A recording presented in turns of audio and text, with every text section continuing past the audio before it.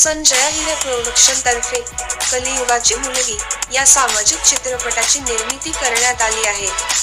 खानदेशातीलच प्रतिभावंत कलाकार तयार केलेला आणि फक्त खानदेशामध्ये शूट झालेला हा चित्रपट आहे. सामाजिक विषयावर हा चित्रपट भाष्य करतो.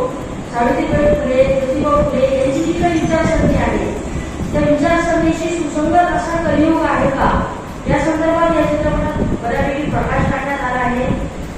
महिला वर्गाने सक्षमीकरण कसं करावं, यांनी कशा पद्धतीने सामोरं जावं या संदर्भात देखील हा चित्रपट बऱ्यापैकी सगळीकडे मार्गदर्शन करत आहे. या चित्रपटामध्ये जे प्रमुख भूमिका आहे ती योगेश निकम यांनी केली. त्यांच्यासोबत निघत आहे भावना आखाडे, संजय विष्णुते म्हणून आमच्याकडे जुनी कलाकार आहे.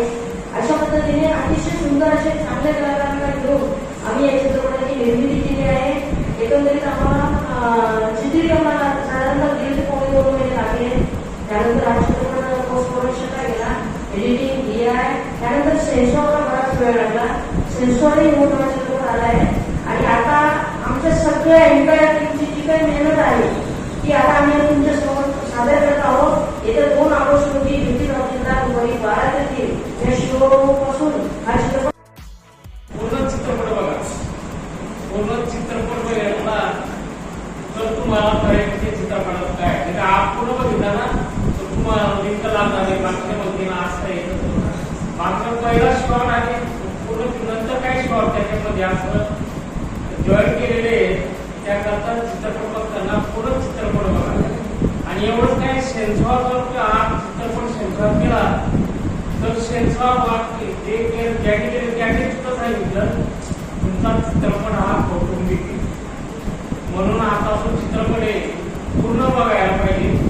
आणि कोणताही धर्म असो समाज असो त्यांच्या विरोधात काही नाही.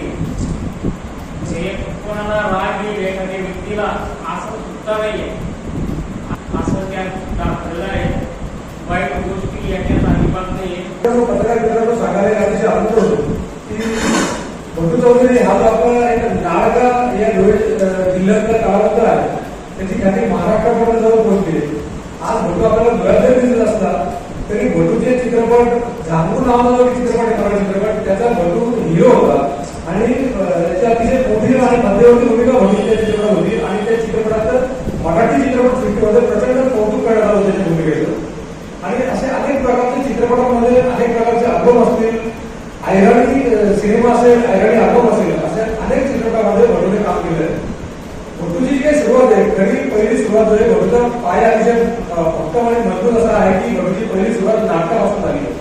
आणि भटू नाट्यकलावंत असल्यामुळे तो कुठेही प्रोजेक्टमध्ये काम करण्यासाठी गेला की ती स्क्रिप्ट काय आहे किंवा डायलॉग कसे पाठ करायचे किंवा डायलॉग कुठल्या अँगलने आपण घ्यायचे भटूला जास्त सांगावं लागत नाही. नमस्कार, मी अभिनेता तथा दिग्दर्शक भटू हरिभाऊ चौधरी. आज या पत्रकार भवनामध्ये आम्ही कलियुगाची मुलगी या चित्रपटाच्या संदर्भामध्ये प्रेस कॉन्फरन्सचं आयोजन केलं होतं. हा चित्रपट धुळ्यातील सर्व कलाकारांना घेऊन धुळ्यात शूट झालेला चित्रपट आहे आणि यात स्थानिक कलावंतांना वाव मिळाला आहे. धुळ्यातील व्हेरियस लोकेशन आपण यात घेतलेले आहेत आणि सामाजिक विषयांवर बोलणारा हा चित्रपट आहे. माझी तमाम धुळेकरांना नम्र विनंती आहे की त्यांनी हा चित्रपट ज्योती टॉकीजला 2 ऑगस्ट पासून दुपारी 12 ते 3 या शोला येऊन नक्की बघायचा आहे.